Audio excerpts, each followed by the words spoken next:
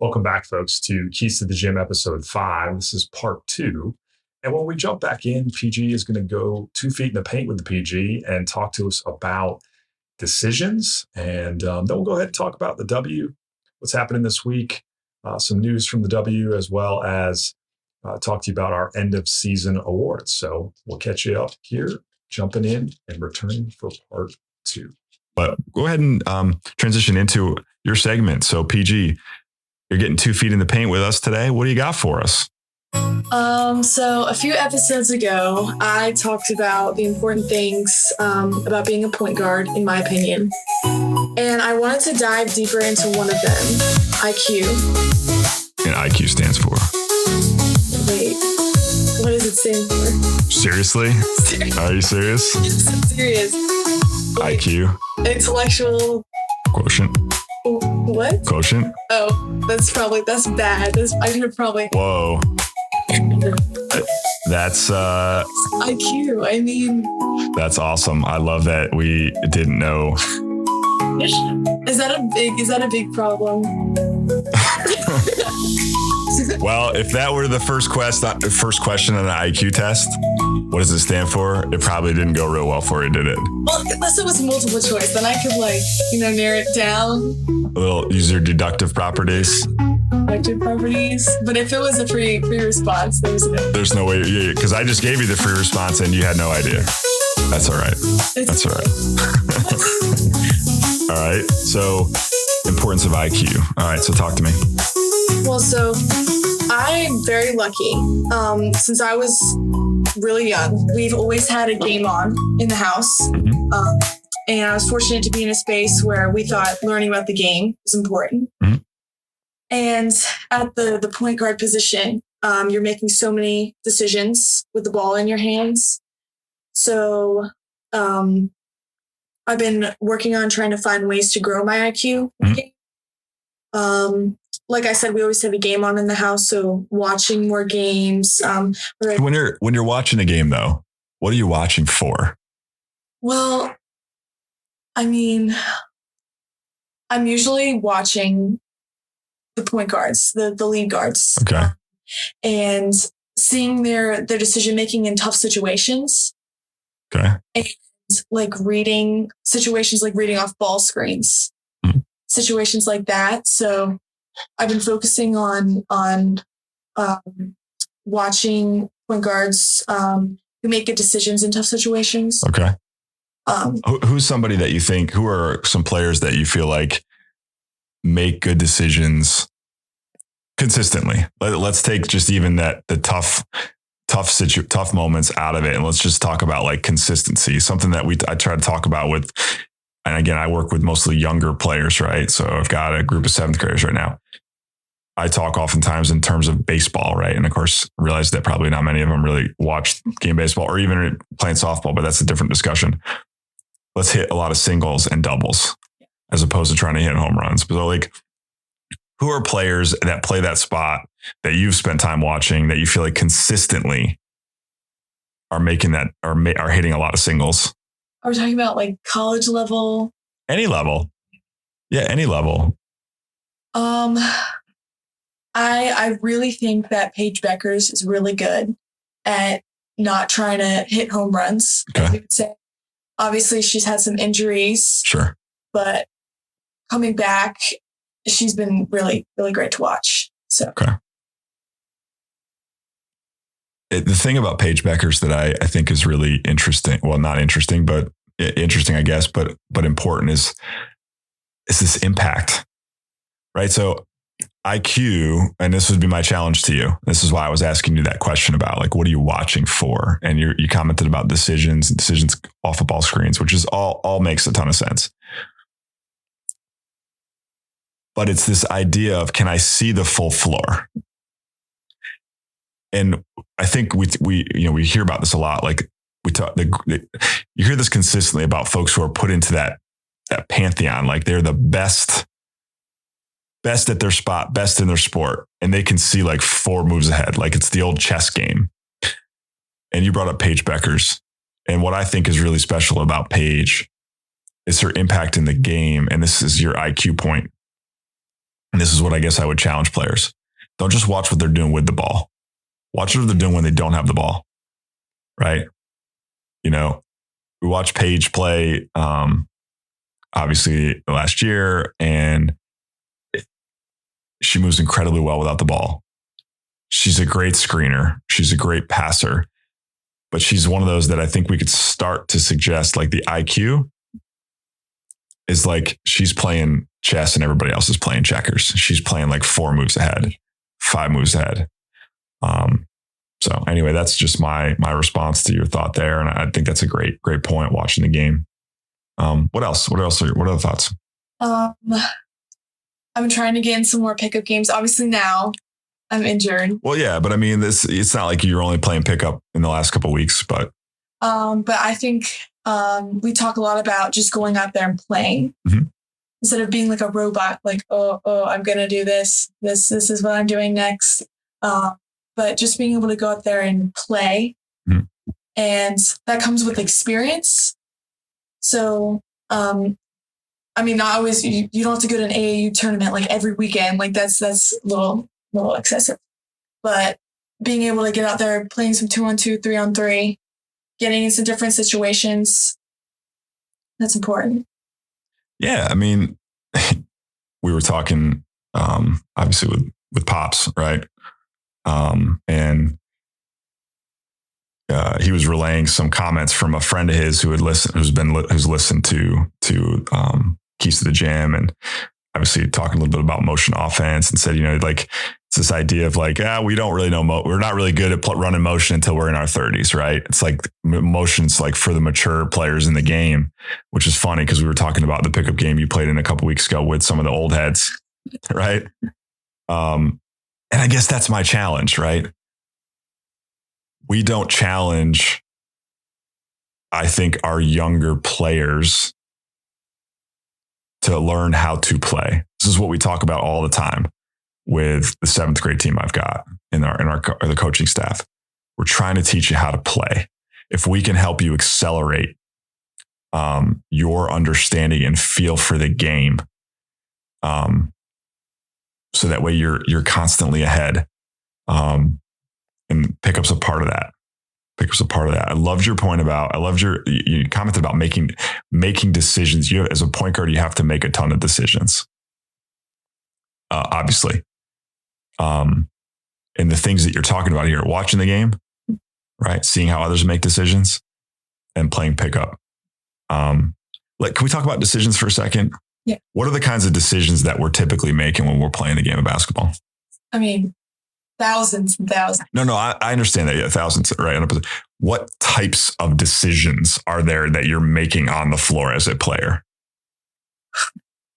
I mean, this isn't a trick question. This is like, think through that a little bit. Like, what are the decisions that we're making when we're playing the game? When you're on the floor as a player, what are the decisions? I mean, simplification, pass, shoot, dribble.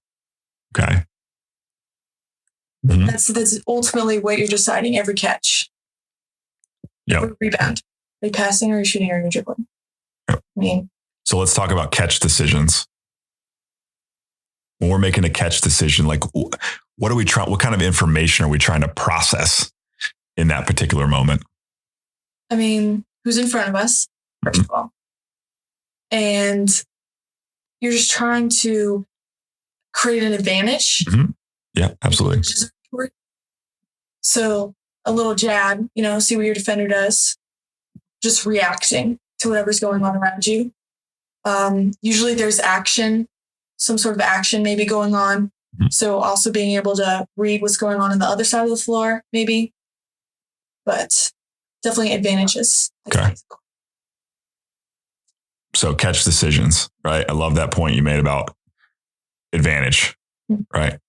Point, counterpoint, right? It's like debate, right? I make a point, then you make a point, and I'm trying to respond to that particular response. So on my catch, I'm making an immediate redecision. It's a closeout, right?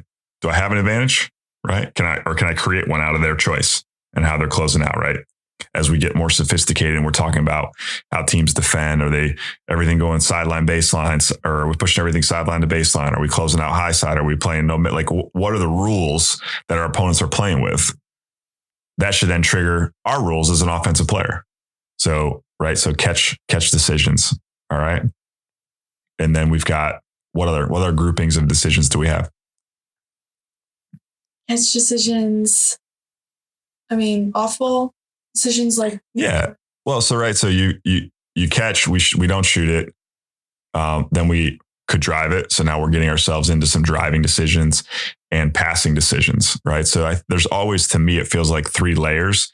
I thought this was a great thing that I picked up as a coach from a language perspective, especially working with younger players from PGC, right? So I remember you and Lala, your sister, going to some PGC sessions, and they were talking about 3 layers. It's always 3: catch decisions, drive decisions, pass decisions, right? Every time you're catching it, you got 3 sets. And so, but yeah, off ball decisions, right? What's my teammate doing? Right. This is one, I think one of the hardest things to teach. What do I do when I don't have the ball? Yeah. Right. I mean, we saw it in the game of the week this week, right?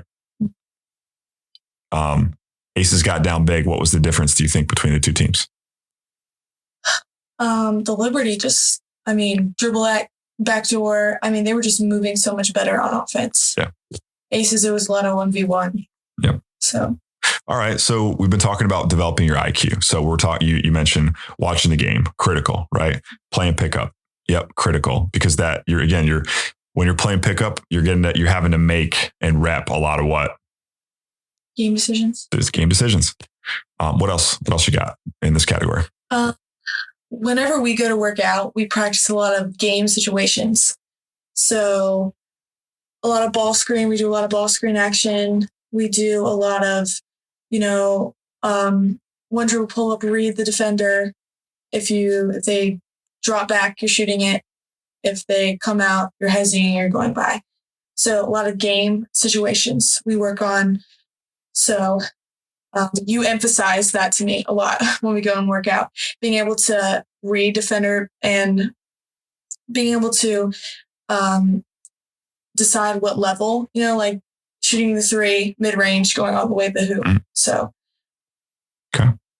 So watching the game, playing pickup, game situation stuff, right? You talked the other day about, in one of our previous conversations, you talked about, your daily vitamins. We think a lot about getting in the gym, and obviously you're not doing the same thing every day, but if you're building in your workout, going from your vitamins to game types of reps, game shots, game-like shots. We talk about that all the time. Obviously, if you're in a group workout, you can start to get those game shots, but those game shots are a little bit like pickup, where we can rep game situations, certain closeouts, certain parts of the floor, certain reads. These things all have to get stacked together, right? To really become someone who is consistently making the right choices, right? You had one more note, I think, right, on your IQ category. What else? What we're doing right now, talking about the game. Yeah, we got to talk about it, folks. Right. This is what we love doing. Right. So we're hoping to, we're hoping that you all are enjoying talking the game as well. Really, that's important. You got to talk about it. Think about, as a player, treat this like it's just like another class you're taking, right? If I'm being a really good student, Pops talked about this in the last session we had with him, being a really good student of the game. I'm going to rep the things I need to rep. I'm going to watch others do the thing I enjoy doing. I'm going to put myself in situations, as you're talking about here, to get better at those things. And then we're just going to talk about it. Right. So if you were to think about this as like a class, right, you're going to pay attention to the lecture. So you're going to watch it. Right. You're going to go ahead and do practice problems. Right. And then you're going to talk to other people about it. These people used to talk all the time about like to really get good at something. Can I teach it? This becomes the big debate oftentimes in sports. Like, can really great players be really great teachers of the game?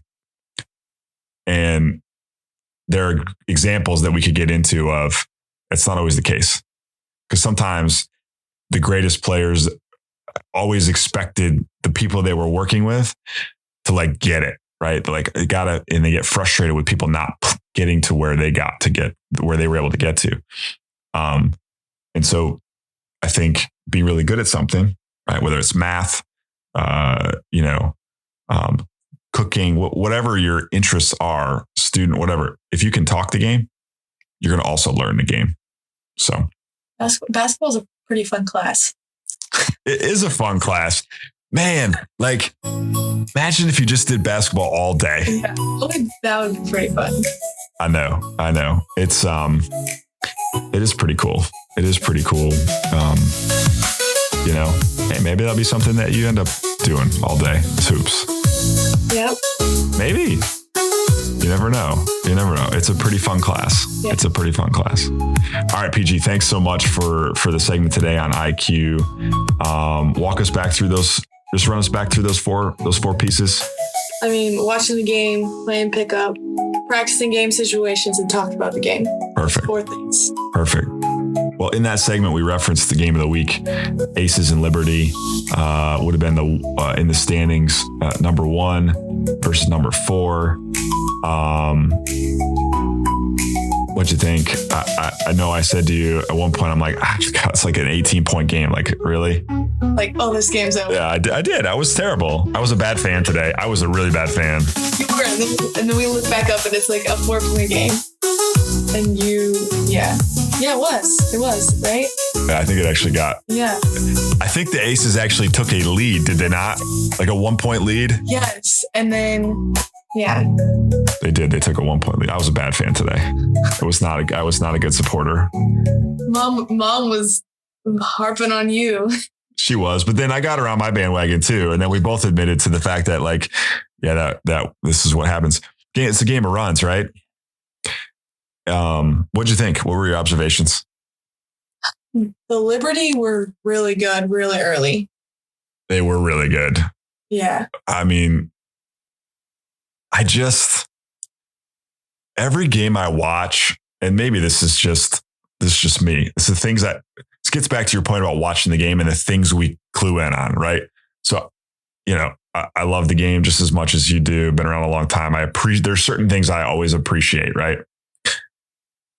But I feel like every time I watch, like, it's clear. It's like those that execute, right? Those that are committed to their system of play are the ones that ultimately, are the ones to win. But it's also a game of runs, is it not? It's a game of runs. I don't know. What are your thoughts? Like, you were a much better fan than I was today with the game. So, like, tell me what stood out to you. Tell me if there were what players, who do we think really performed early? I mean, obviously A'ja Wilson is out. She is out. So Aces, you could tell they're trying to adjust, not having her in there. I mean, she's a huge presence for them. Sure. So being able to have other players stepping up to kind of fill that gap. Kelsey Plum was pretty good. I mean, she stepped up and hit some big shots for them. Made some really good decisions offensively, but I thought it was kind of hard for her. They were putting her in some tough situations one-on-one. They did exploit some of the mismatches that she had. I forget, there was one play, who was guarding her? It was Jonquel Jones, right? Yeah. Late in the 4th. Yeah. And then they brought, and then of course you could see her, and she walked it out. I'm guessing it was like 10 on the shot clock. She realizes what she's got, takes like back dribbles, like 2 or 3, clear space. And she's going to have Jones dead in the water.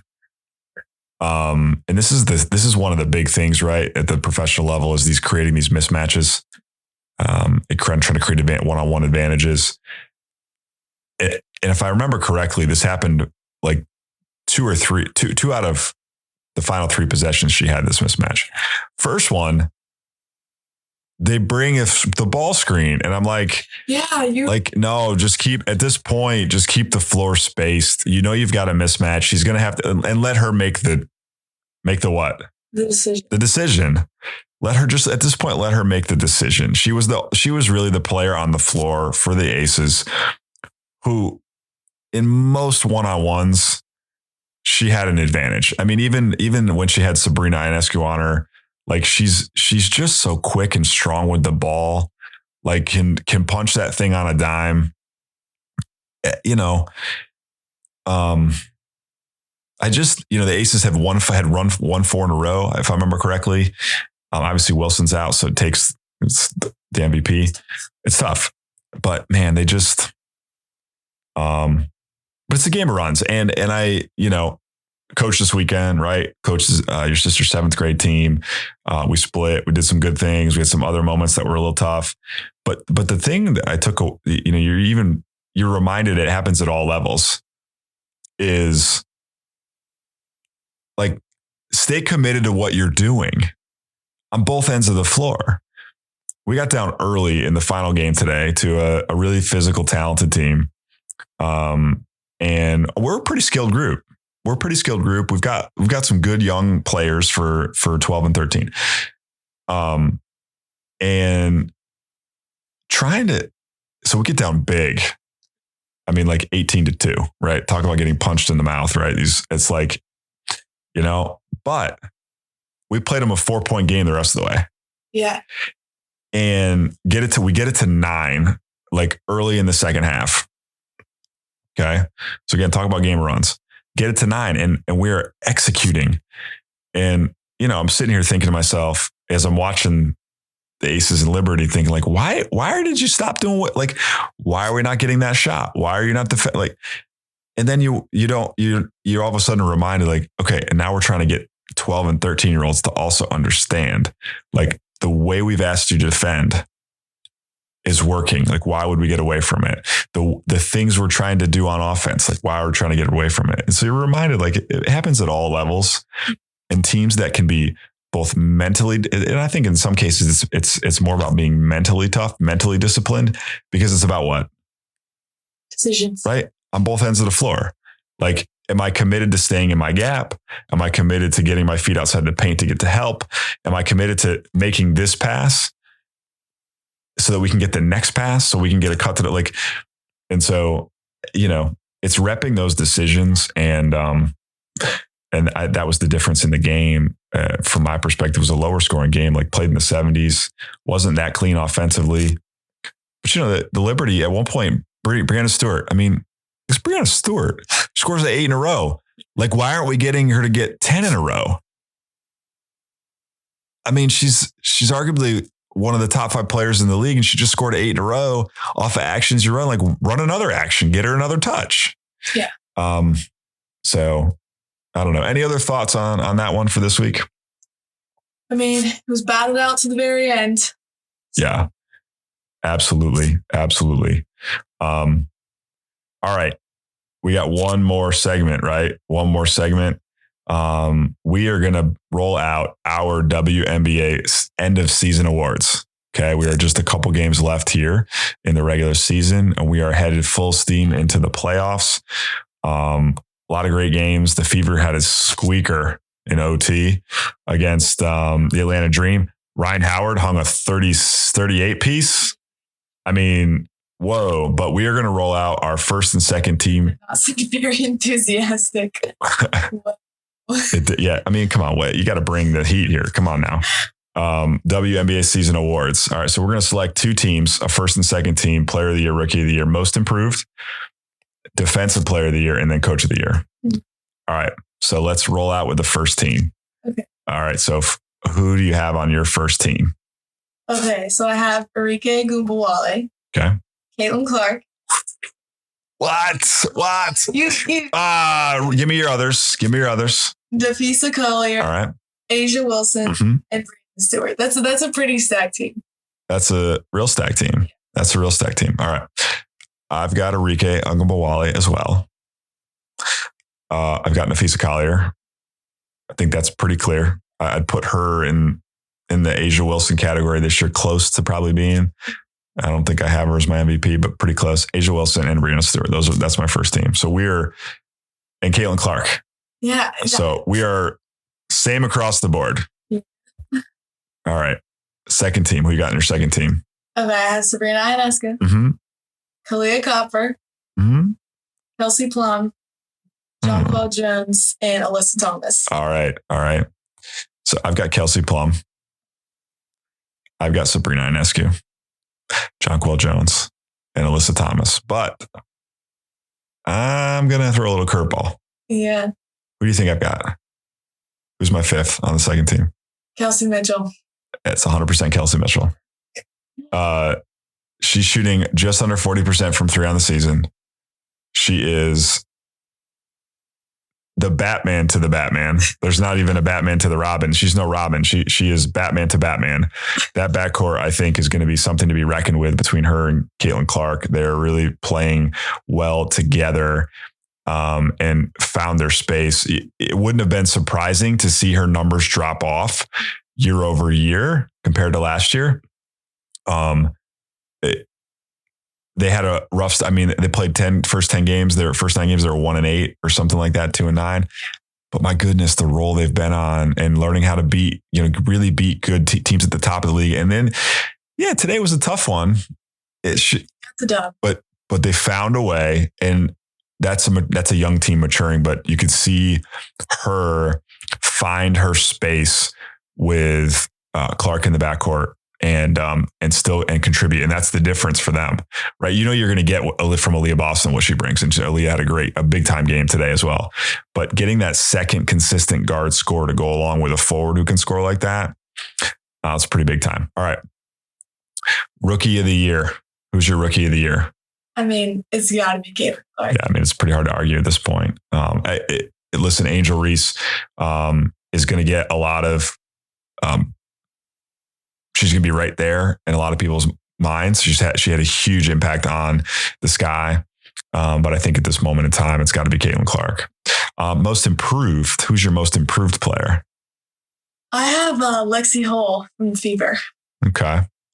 So you are a little bit of a victim then, I guess, of like the last month. You're giving her a ton of credit for the last month of play, huh? So it's been more than a month. Last year have gone up a lot. I mean, I think she's just been impacting the game. Well, so listen, I gave Lexi plenty of consideration. She got herself on the floor as a defender. She is the player who is a blender. I think she got 12 tonight. But she's more than that, right? She's capable of getting them 12 to 15 points, but it's the rebounds at the right time. It's the tip outs. It's the getting on the floor, like impacting the game in that way. She just makes plays at the right times. I did consider Lexi Hall. I felt that it wasn't a full body of work, full season of work for her. Her role grew. But I went with Kennedy Carter. And I'll explain to you in part why. And obviously she had an injury and she's back. She was out of the league. She had some challenges early in her career. No one will argue that she's not talented, very talented, and she's improved tremendously in my opinion. And she's had an impact. She's a piece to the Sky continuing to move forward as an organization. So they've got a forward presence now for sure in Angel Reese, a guard scorer. I mean, she's a scorer. She can go get you a bucket. And she definitely is a competitor defensively. But to me, coming back, I guess if we were to relabel this category as like a comeback player, she would have, but to see she had challenges to work through and got herself back in and is right there as one of the most key pieces to that organization. Kennedy Carter. Defensive player of the year. Who's your defensive player of the year? Asia Wilson. Yeah, same. I mean, listen, just again, has had a season for the ages, undoubtedly. Coach of the year. Cheryl Reeve. Yeah, I had Cheryl Reeve as well. Listen, when you're at the professional level, for sure, it's right, having the right coaching staff, having the right organization to put the right roster in place. They obviously had a very tough year last year. This year, they've had quite a resurgence, and they've done a good job with putting the right roster pieces in place and staying healthy. But of course, Coach Reeve coaching them up again. Just an icon in the game, icon in the WNBA. He's won a ton of games. So, yep, we're on the same place. And then the last one for us for this year, our inaugural Keys to the Gym WNBA end of season awards. Sophie, who's your player of the year? Ehhh Wilson. Yeah. Hard to argue that one. I'm right there with you. Right. It's a first teamer for her, for us, a defensive player of the year, a player of the year award as well. It's pretty hard to argue the impact that she has had on the game, and the year that she's had is incredible. The Aces playing better, obviously a tough loss on the road today in New York, but without Ehhh Wilson, I'll be interested to see. I'll be interested to see how Becky Hammon gets that team ready for postseason play. Again, playing quite a bit better. Today, not a clean one, but they found a way to stay in it and had a chance. But absolutely player of the year, Ehhh Wilson. I have that one as well. And so that concludes our WNBA, our inaugural Keys to the Gym WNBA season, end of season awards. Pretty exciting stuff. What, any other final thoughts for us to close us out here, PG? I mean, I'm excited for playoffs. We're talking about playoffs. Listen, so we appreciate you taking the time to be with us. We hope you're enjoying it. We're going to put some fan engagement opportunities out this week as well. And we'll keep it rolling. Encourage everybody to tune into the WNBA playoffs. It may not be this next week because we're preparing for a special guest. I'm hoping it's going to be in next week's episode 6. But if it's not, what you can expect from us is we're going to kick off our preseason conference reviews, and we are going to start right here in ACC country. So that's what you have to look forward to. Anyway, have a great night, everybody. PG, thanks for keeping me honest. We'll try to build your IQ since you don't know what IQ stands for next time. We'll see if we can come up with another brain buster for you next time, since that one was... How many people do you think really know what IQ stands for? Do you know what EQ stands for? Yeah, I know you're sitting at your computer. Don't look it up. Emotional quotient. EQ. Yeah, we talk about... Oh, good. Oh my gosh, folks. And like, you're like a good student. What do we got to learn these things. Well, we had to learn that. Oh my gosh. All right, folks. We won't talk about EQ next time, but anyway, thanks for being with us, and we will talk to you again in a week. Unlocking our hearts, three generations, tearing cords apart. More than a game, it's in our blood. Keys to the gym, our family's love, our family's love. And trophies gleaming on the shelf, each one a story in itself. But true wealth's not in cups of gold, it's in the memories we hold. Keys to the gym, unlocking our hearts. Three generations,